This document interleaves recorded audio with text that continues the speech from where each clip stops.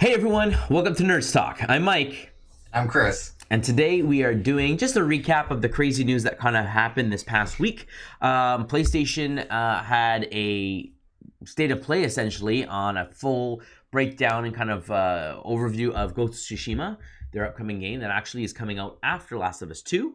It was a full 18-minute presentation, a full blowout, and we're also going to jump into an Unreal 5 tech demo that they had released a day prior that was actually running on a PlayStation 5. So we actually got to see the power of the PlayStation 5 in action, and using Unreal 5's engine, it is unbelievable. But before we get into that, fantastic. yeah, and jump into that, let me just do some quick housekeeping. So Nerds Talk here, we like to kind of review and cover games, movies, comics, just pretty much anything that's in the nerd culture. And if that screams yes, that's what you want to hear, then please support us, subscribe to our channel, like the video, and obviously leave a comment below. If you have any other ideas of topics you'd like to get our opinions on, please shoot us an email at nerdstalkinfo@gmail.com.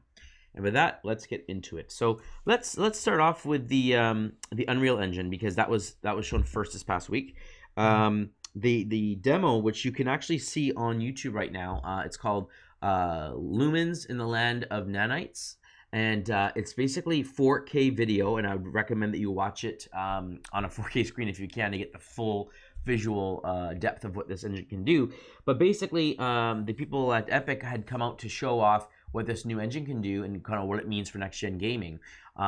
They showed off a couple of their main features, the Lumen engine, which shows off the light, global illumination and a lot of the lighting effects. And then, of course, they had the I can't remember the official name of it, but basically something to do with like the nanite engine, which has to do with how it is able to render models and a lot of the geometry and all this kind of stuff in engine, and have things way more detailed, way more quickly, and a lot less power drain, I guess, on the system if I was going to, really dumb it down. But before we kind of walk through what the demo was about, Chris, what were your thoughts on what we saw? I mean, it looked fantastic. It looked so realistic, very crisp, very clean. As they were specifying, they can move through different scenes quicker and not have cut scenes, or those little elevator breakthroughs where it kind of makes you think that you're going up an elevator, but really it's a loading screen so that they can catch up on everything that they want to put into the game. So it looks very very crisp, I think, and beautiful. Absolutely. So the demo basically has this female character who's in the midst of this looks like a decrepit cave, a lot of rocks everywhere, kind of desert type of environment. And so they kind of pause to talk about like the rocks. There's so much rocks in here, and it's not like one rendered rock duplicated, but like it was an actual photograph or an actual like filmed location. Yeah, so they have like movie quality that they can use into the game now, instead of rendering it themselves with drawings or with a concept. They can actually do movie type quality and not have that drain on the system. That's right. And so all of the rocks, they kind of showed it. They kind of showed like the mesh layer where you kind of got to see all the geometry behind it, and you saw all the millions and billions of triangles that normally would be a lot of polygons that would render this environment. And they were saying like there's millions and billions now, and with the architecture that it's running on, with the PCI Express SSD drives, and how quick they're able to cache and display things, along with obviously the graphics card and a lot of other features, you're able to load these images essentially into the game and not have to pre-render them essentially, and actually use up a lot of GPU power. And in addition to that, how lighting reflects and refracts off these objects is like dynamic. And so as the sun sets and changes, or you go into a cave and then something breaks through and then the sun kind of shines through, the way it reflects and refracts of everything is realistic, and again doesn't take a huge load off the system. It's unbelievable. And like I said, I'm not describing it justice, but definitely take a look at the video. We'll post the link in our comments. It's absolutely phenomenal. And the biggest surprise was that this was all running on PlayStation 5 hardware. That's so right. We actually got to see this, what they call tech demo, but it actually is, it was essentially like a mini game demo where they were actually playing it, and how the character was responding, how the light was reacting. It just sounds, the sounds, yeah. So because it has so many little triangles, all the little shadowy details were there. The reflection on metal or copper pieces actually looked like a brighter, shiny reflection type, which would be realistic. Mhm. So they were really able to get all the little fine details Mhm. all over. Every little pebble was individual, falling down, had its own path. If it hit something, it truly went the way that it would go, instead of making some weird bounce on like some other games and technology would make cause it to happen. Yep. And then they had like the way that the sound would work. So off in the distance, a rock collapsed down into a cave. You could hear it fall, and then the sound echo through the cave and how far you were from it, and Yeah. it all just felt like you were there, and that was the whole experience. This whole immersion that they're trying to get with the sound. So Um, so they did say that they did record like in caves. So now when they're doing games, they can actually, okay, we have a caves thing. Let's send a team out, do some cave recording, or underwater. Let's do some underwater recording, or actual animals. And they can incorporate this into their games now and have it true to sound. Yep. And then even when she like went into a doorway, how she like put her hand up and press against the doorway, which there was like very few games you see this. They're usually scripted events that will happen when you're at this particular doorway. Lean up or put your hand on the doorway, and it's not necessarily something that just it may or may not happen depending on the character.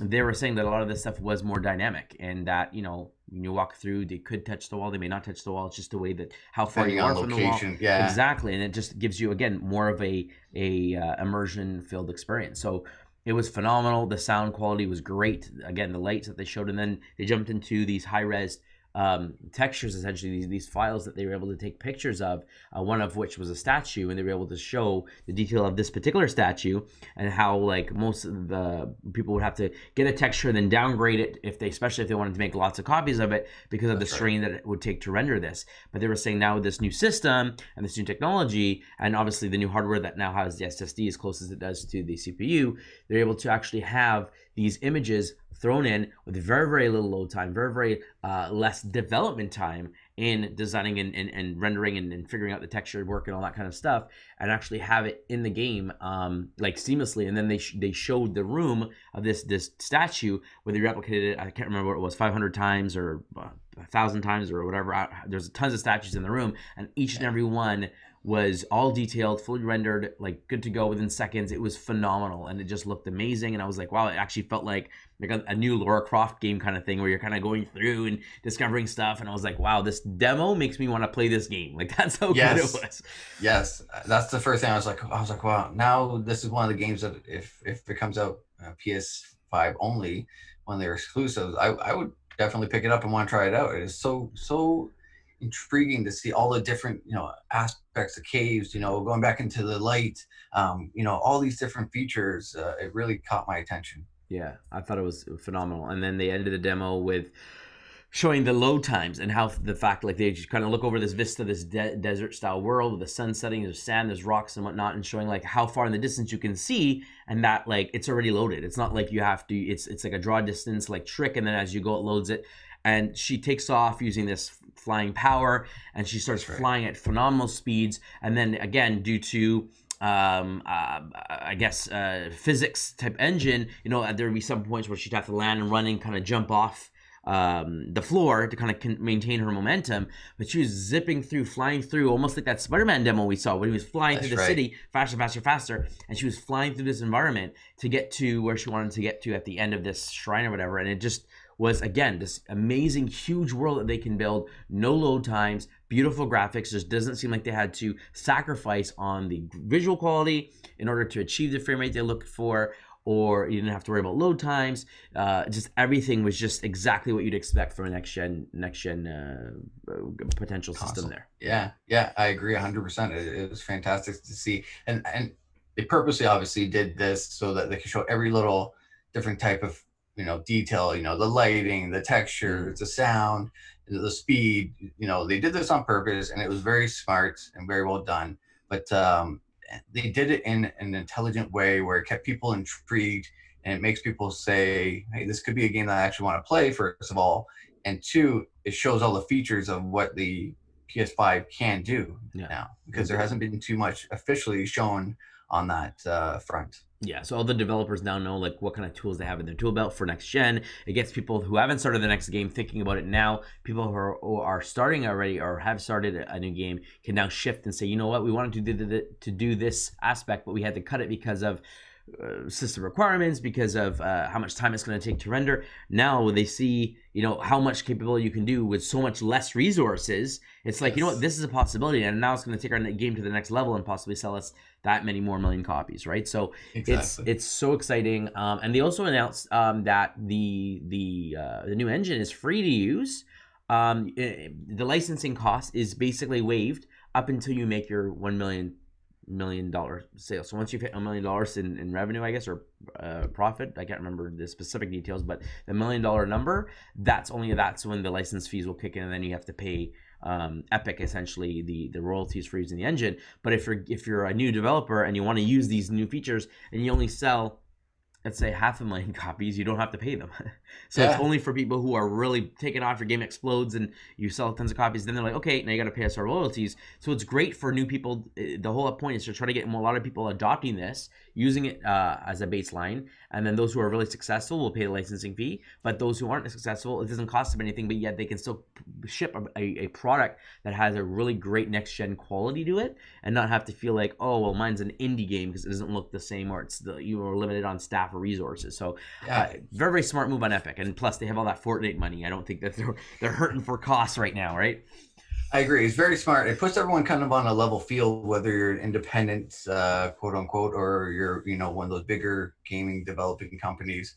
Everyone has the same kind of baseline that they can use and go from there. And, there's a lot of great independent games that, have great storylines, great, characters, all those things that this might just take them to the next level, where it's the next blockbuster game, right? And take these indie companies to the next level and grow and become even bigger and better, and produce better games in the future and more product for us customers. Absolutely. So yeah, so it was a great first showing of the PlayStation 5, and then the next day we got Very the state of smart play. too. Oh yeah, absolutely. Very smart way to do it. And it was funny because a lot of people, there was backlash when the week prior we had Xbox do their Inside Xbox segment, and they're showing third-party games, and a lot of people were like, oh, this doesn't look next gen, this kind of looks like what you see on an Xbox One now. And this is supposed to be, they talked about, this is the first gameplay footage of the Xbox Series X, and a lot of people weren't happy with visually what they saw. It didn't look like it was next gen. And then you see this demo on the PS5 and it's like, wow, that's what next gen looks like. But obviously a lot of the games that are going to ship at launch aren't going to be using this technology, as it doesn't even release till next year officially. So that's right. This is something that I'm sure the Xbox One, in addition to the PlayStation, is capable of doing. It just, you're going to need the time for the developers to kind of start using it, adopting it. So we're still 3-4 years out at minimum before you're going to start seeing the games come out with these features. Yeah. PlayStation, instead of saying this is what we can run, this kind of went, this is what we, will get to eventually. They didn't really specify when 100%, but they said this is what we can run it off, and did it very smart that way. Absolutely. So then shifting gears, jumping to their state of play the next day, where we did basically a full look at Ghost of Tsushima, and man, what an amazing look. They started it off saying, let's look at the exploration, and then they're going to jump into the combat, and then look at the customization, and then they went through the different aspects of what people, some people wanted to see. What does the world look like? What does the menu look like? What is the how does the game work? Like, what kind of a game? Yeah, how's it guide you? Like, how do you? Yeah. And it just was great. Like, that's what I expect when I see a deep dive on a game. This is the way it was presented, was perfect. They kind of started off beautiful opening shot, beautiful vistas. They talked about, like, here's the exploration, you got to see the mountains, got to see everything. He talked about where you can go, showed like how do you set waypoints, showed a little bit of this huge map.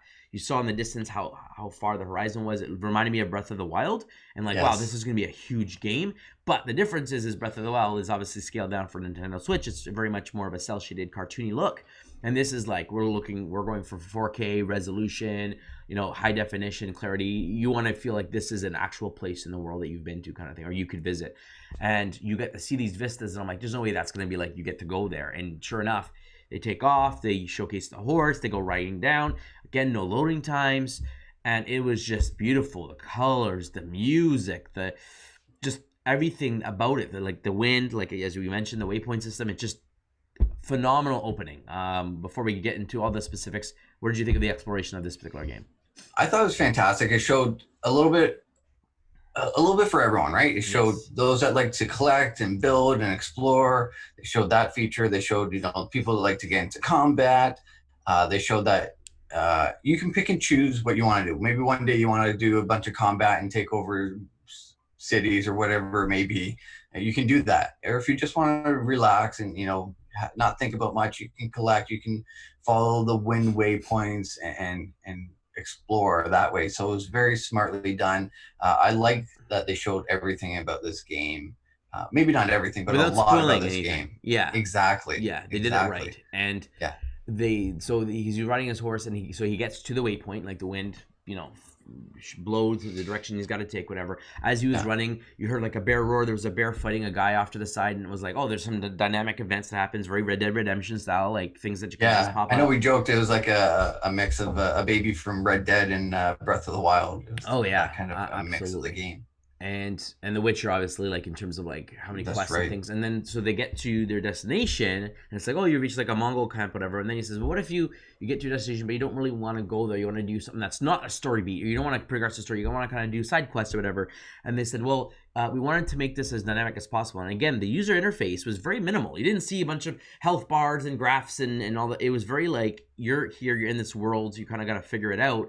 And he says, like, look off at the distance and see what they wanted to have, things that kind of draw you to explore. So he's like, you see a pillar of smoke. What could that be? There could be something going on there. He says sometimes animals may guide you to That's right. hidden There's stuff. a bird that they showed you, or a fox that they showed you for different shrines or Exactly. checkpoints. Really, really cool and dynamic. So like he's riding a horse, a bird starts flying beside himself, and then the bird kind of stops and perches on a rock. He gets off, and then there's a guy there, and he's like, oh, stay away, samurai. And then the guy mentions, oh, there's these woods are cursed. Don't go in there. These ghosts of these samurai. So he walks in. You find this busted up house again, very Red Dead Redemption style. You go in. There's some lootable stuff there, some rare things you find. As he's riding his horse, this was pretty cool. You're able to collect and gather while you're on the horse. That's right, bamboo and stuff like that. And get your stuff. Like in Red Dead, get off the horse, collect the different flowers, the herbs, and things like that. Hunting animals, you can hunt on your horse, but like go skin them and stuff. He was just riding, grabbing the stuff on the horse. Like that was so cool. Like it was just go, go, go, go, and it speeds it up a lot. Oh yeah.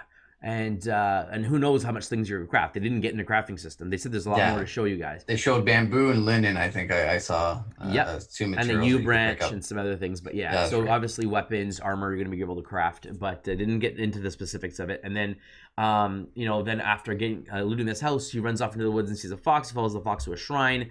He pays respects to the shrine, and then he unlocks a point. And the 3 of these particular points in this area unlocks a charm, and these charms will augment your abilities. Some will lead you more towards the samurai, some will lead you more towards the ghost. More on that in a little bit.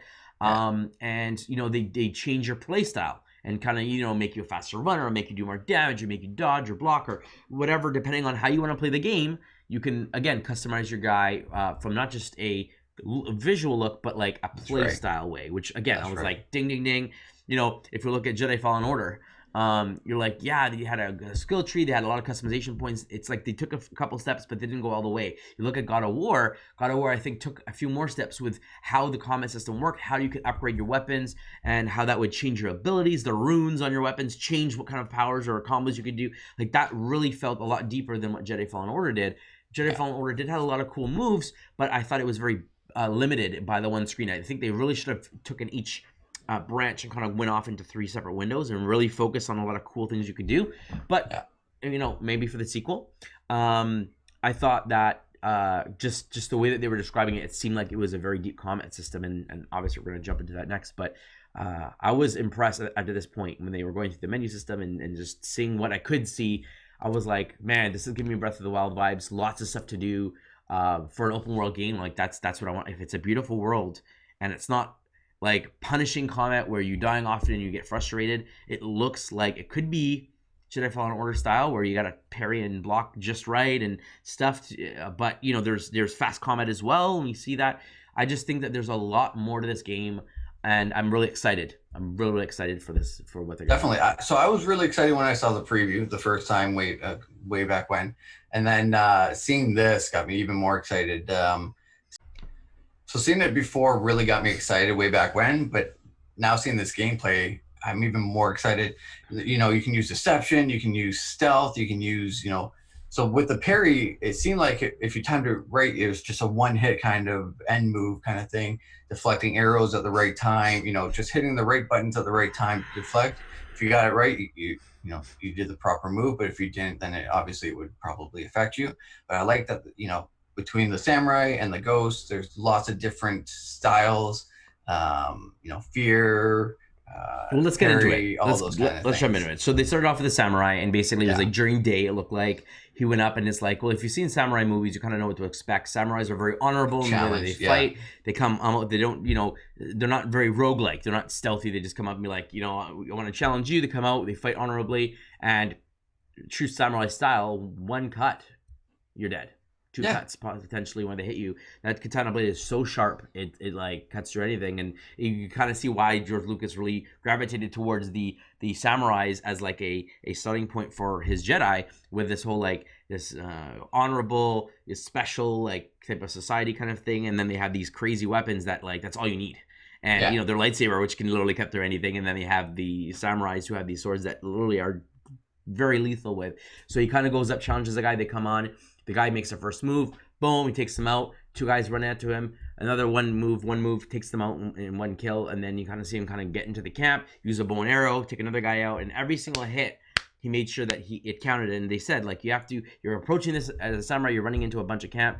Every move is going to cost like stamina. You got to manage that. You got to make sure like every move counts. You want to make sure every kill is like a death kill. And you can't just hack and slash. You're going to run out of stamina. You're going to get hit. that's right. And That's whatnot. right. So Yeah, really, really cool. Again, it reminded me a little bit more of Jedi Fallen Order, from the perspective of like you really need to get the timing right, and know when to hit counter or parry or however the system works.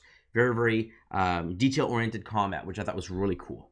that's right. I like the comment about them saying, all of his moves are precise because he has to, keep his stamina. He has to calculate, what moves he's going to do, how he's going to take people on, and all that stuff. So I find that the samurai is probably going to be very samurai based, counter based, parry based, those kind of things. Yep. And then he changed fighting styles. He went into like a water stance where instead of him holding it two-handed swords, he had like one hand. And again, it reminded me more of like the lightsaber. And then he fought, I guess, a different guy. He says, depending on the type of enemies you fight, you change your stance to know what they're weak against. So I guess this guy was a little bit more nimbler, and so it was I guess he would dodge more easier against the single strong strikes. So he went to like this one-handed strike, and he took him out. And so I'm like, okay, there's different stances, which is cool. Yeah. I can't remember off the top of my head what other game had something similar to that, but I just really like that idea of like, oh, okay, we're gonna go up against a tank, we're gonna go with this style. Here's the strengths and weaknesses, and then here's another style, strengths and weaknesses, and how many of these styles are gonna get? I'm gonna assume 3, but rock paper scissors kind of thing. But who knows? We'll have to wait. Exactly. Yeah, it's very cool. And then you'll have to learn the different enemies and what their weakness against, and what you're weak against as well. So Yep. it's very cool. And then they switched over to show the same area, but at night as a ghost style, and him basically being the ghost of Tsushima, which is like this scary myth that people talk about. This ghost that comes in, he's like a monster, he's a demon, he's whatever, he's not alive. I like the comment that they say he'll do anything is necessary. He'll fight dirty if he has to. Like he'll. That's right. Any He's means not necessary. considered a samurai. He's considered a ghost, and so he runs and he's got his mask on, and he's sprinting out. He throws stuff to distract. So he's got like some sound. I think throws a rock or whatever. A guy walks over. He goes and stabs him in the back. Then another guy, he sneaks over, shoots an arrow into the head. Then runs up on top of a roof, throws fireworks, which explode. Right. 2 guys run over. He jumps Assassin's Creed style. That was the other game that this reminded me of. Assassin's Creed takes one guy out, instantly assassinates the other guy. Just there's a lot of stealth ways of kind of getting around. And then he gets into combat. Some guy sees him, so then he throws a smoke bomb. The guy can't see. He goes in behind him for another stealth kill. Like in the middle of combat, you can kind of still get in those surprise attacks, those backstabs and stuff, which is so cool. Then you see him run and use like a rope dart, grappling hook type thing. Yeah. So they have different. Well, one guy fell down in fear, and another guy ran. So you can use fear as a battling skill as well. Which you end up, taking that one guy who fell out, and then the other guy ran away. But then you use the grappling hook, so it looks like he has lots more stealth, like Batman kind of. It reminded me of Batman. Agility belt with the tools, the stealth, take down fear, all those kind of things. Predator mode, exactly. Yes. So he was more of that type of character. So it's cool to see that, depending on your skill or your preference or whatever it may be, you can do some people like to, sneak around, do stealth stuff, distractions, fear, and some people like to do the, I'm just going to straight on one-on-one battle, face to face, don't have to be quiet or anything like that, and just, get my skill down pat pretty much. Now, So I it's assume, Assassin's Creed style, they're probably going to have certain missions where you're forced to do it one way or the other. There'll be a lot of like, you want to come in at night, you want to be the ghost, do it. You want to be samurai, do yeah. it. It's sort of like a light and dark system, honorable, non-honorable, very, Star Wars. Especially at the beginning, I would say, just so you can test both features out, so you know what you may like as well, and find out the both features. Yeah. Maybe down at the end game you can choose one or another, but Well, I that's think what at I the think beginning the it'll be story. back and forth kind of thing. So if they make this more like an RPG style where you're leveling up, you're upgrading, and they said like based on what charms you equip will help you either as a ghost or as a samurai, and depending on which way you go, they kept reminding me of like a morality system like Knights of the Republic or Mass Effect. Depending on which way you go, the options you choose, how you behave, do you give people mercy, do you kill them, like might affect the story potentially.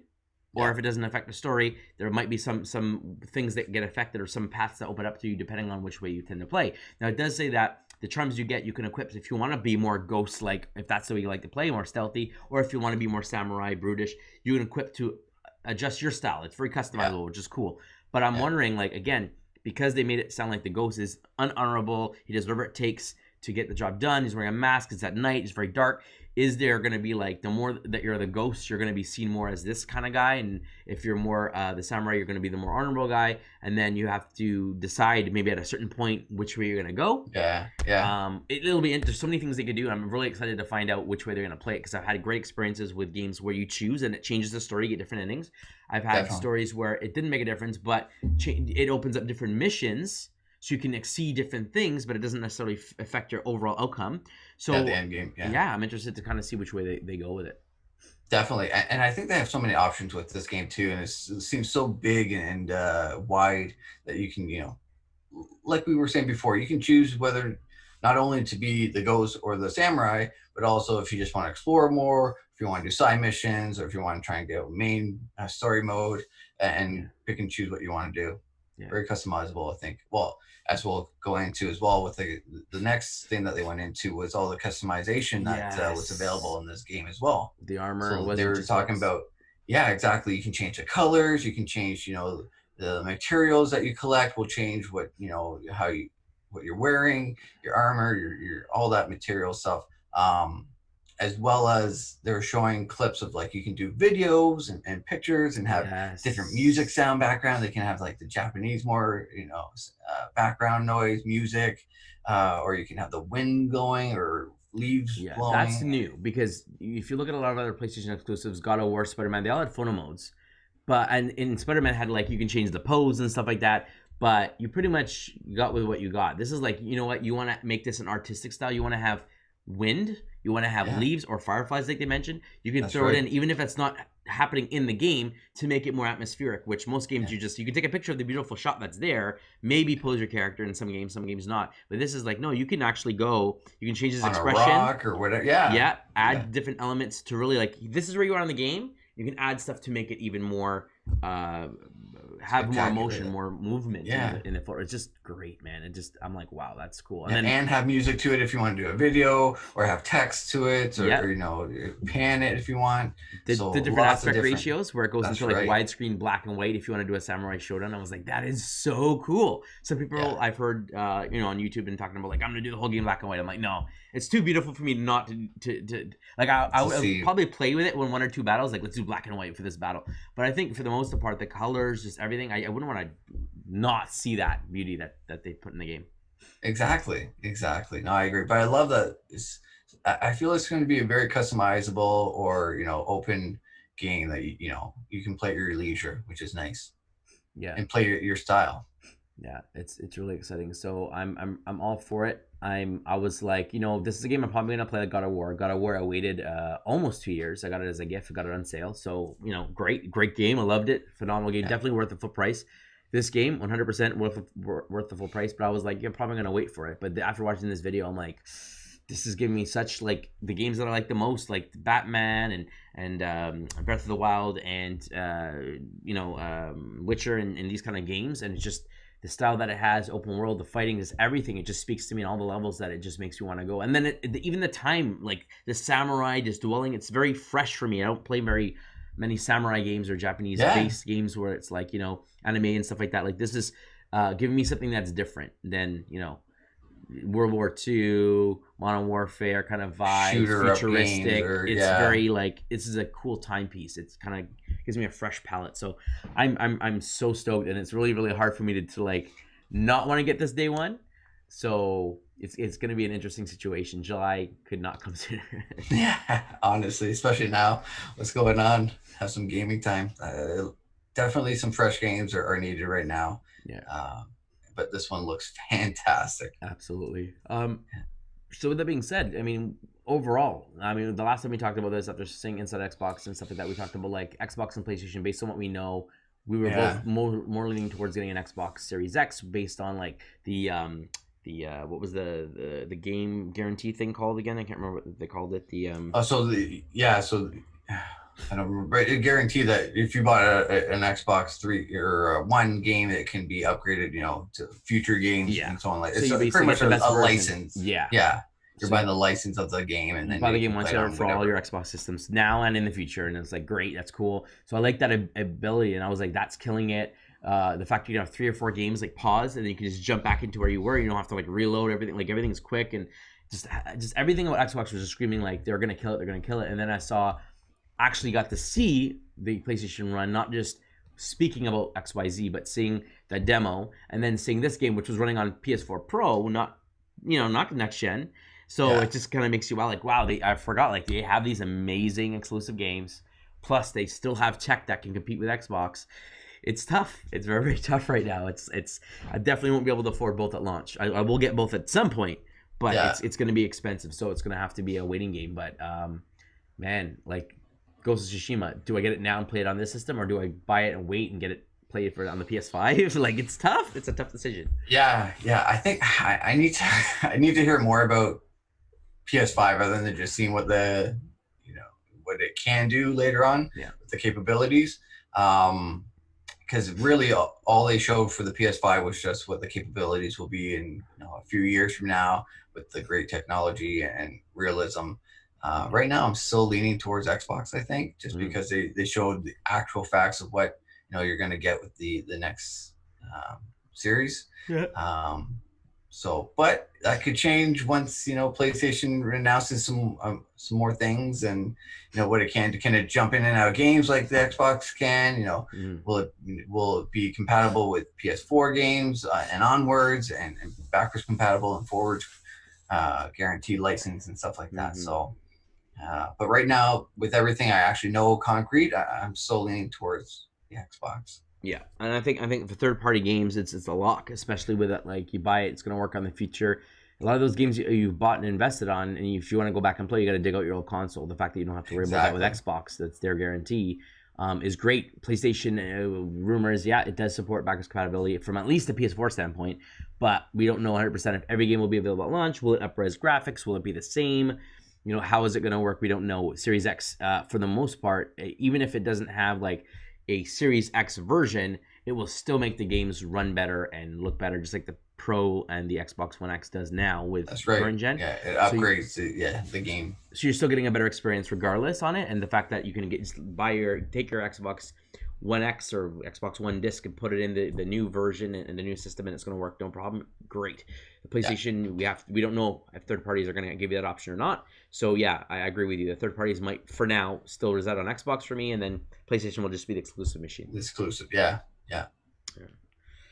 Nice. So man, next gen's looking great. We're very excited. We hope that this pandemic goes over sooner than later, so devs can get back to their games. We start releasing stuff, and hopefully, really nervous to see those price tags. And I think Xbox is probably going to announce it in June. We know that their next big event is in June. I mean, they got to be really smart because, I mean, technically they'll probably lose money on their systems and upcharge their games to make it, kind of even out. But if they get too close to the price of high-end PCs, people are just going to go the PC route and just have that freedom of grabbing games cheaper and grabbing whatever, and then being able to customize their PC if they want more memory, if they want more RAM, anything like that, they can upgrade it. Meanwhile, a console, you get what you get. You can't really upgrade that once you have it. It's not like you can upgrade, oh, it's going slow, I want more memory. I mean, you can get more memory, but it's not as easy and not as clean with the PC. Yeah, that's right. So they have to play that careful game of not overpricing themselves where they get too close to where, you know, their competition without them being really competition. And I think that's what that external 1 terabyte SSD drive was all about. Is like you want the extra performance, you want to be able to have the extra capacity, but still get the super fast load times by this specific approved external drive that adds an extra terabyte of storage, but it's also SSD, so it actually adds more performance to the system, but it's a separate purchase. So I think that that's there in order to keep the price lower. So Yeah, I bet you I hope so. some games for like you want 4K 60, some games may require that additional 1 terabyte of SSD. Some games will still run, but it might be like, okay, 4K at 30 or 1080 at 60 without this attachment. So everything will work, but if you want the best of the best, you might require this extra drive, which is an extra cost, but those who are willing to jump right in can do it, and those who aren't Yeah. can buy it down the road. So it looks like both PlayStation and Xbox will have that feature. Sony has not announced which drives will be compatible. They're still working those details out, but Xbox has officially announced like we have a 1 terabyte one that's, I guess, Xbox branded. But yeah, it's we know that PlayStation's next big thing apparently is also in June. I don't remember if they have a specific date in June, if it's the 14th or something like that, but I remember reading that there is a PlayStation event also happening in June. So we might hear a lot more about the PS5 come June and the Xbox. So almost like an E3 event. Yeah. I think Which makes sense, right? Like they should start pumping it now in June, get all the information out so people can see the X and Y's and compare them to each other and really figure out, the price point, the differences, all the specs and all that stuff. So really get it firmed up. absolutely. Yeah, and I think Ubisoft has theirs in July. EA has one in June. So I mean, a lot of these guys are doing special events. Nintendo, we still don't have an official date. And so for Nintendo, we don't know exactly what their dates are going to do. We know it's supposedly end of summer, so it could be July, it could be August. September is already the beginning of fall, so hopefully it won't be that late. But we'll have to wait and see. But I mean, other than that, I think we're both really excited for what the future Yes. has in store. We'll definitely do some more recap and game news as we kind of get more towards June.